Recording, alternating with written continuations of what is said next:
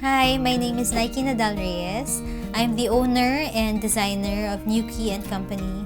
Welcome to Common Room's YouTube channel. Today I'm going to show you how to make your own crochet scrunchies.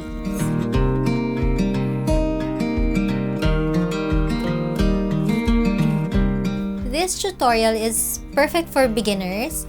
When making the crochet scrunchie, you need to learn the basic stitches lang. But once you get the hang of making those stitches, you can actually move on from creating the scrunchie to more complicated items like these beads or even garments.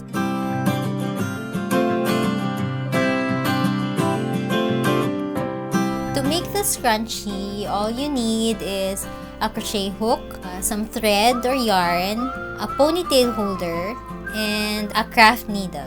I usually buy my supplies from Quiapo and Divisoria, like the hooks and the yarns. But now, since we're staying at home, I usually get my supplies online from Yarns PH on Instagram. And you can also get supplies from Common Room stores and the web shop.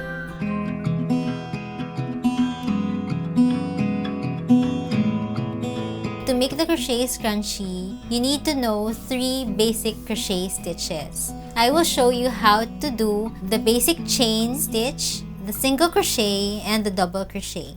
First, I will show you how to hold your thread. So, ayan, lagay mo dito yung thread over your pinky, and then here, twice, and then hold the tail with your thumb and middle finger. Adjust the tension of your string and find out where you're most comfortable. Then grab your hook, and to begin, put your hook under the thread and then twist mong ganyan, and then you have a loop right there, and yarn over and pull the thread through. And this is how you begin our chain stitch. To make a chain, just yarn over and pull the thread through. That's one chain. And then when you do that again and do that several more times, we make the chain stitch. To begin, make 100 chain stitches.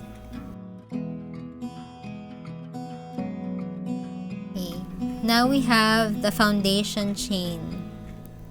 Next, we're going to do the single crochet. And to do that, you put your hook through this chain and then pull your thread through. So you have 2 loops on the hook, and then yarn over and pull the thread through the 2 loops. And you have your single crochet. Again, hook through the chain, yarn over, pull the thread through the 2 loops, and another single crochet.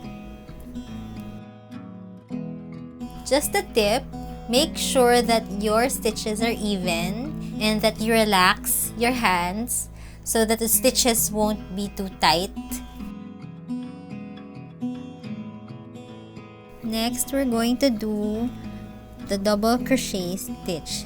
To do that, yarn over, hook through the single crochet or the chain, pull the thread through, and then yarn over, pull the thread through the first 2 loops.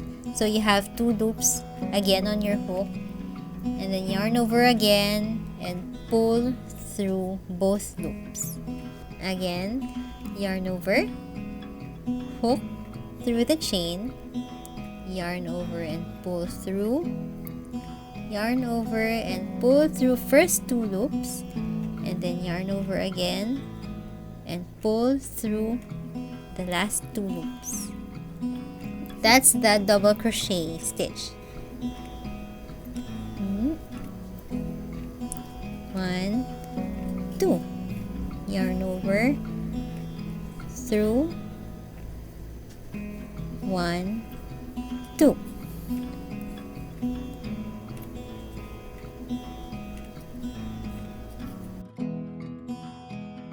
Just be patient with your stitches. It will all come together in the end.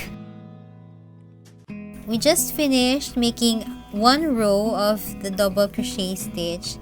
We just have to make 8 more rows so we can make our scrunchie. To go up a row, you need to make 2 chains and then turn your work and proceed with doing the double crochet stitch again.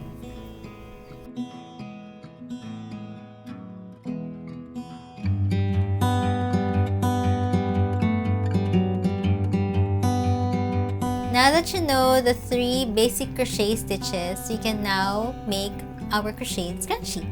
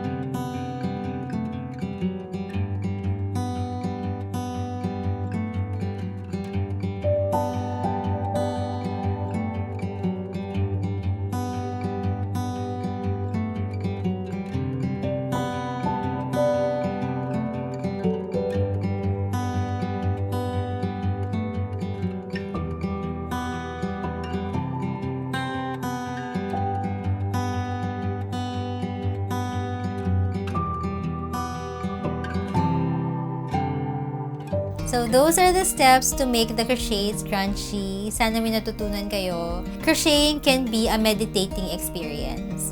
It helps you calm down because it's repetitive. So, it helps the brain relax also.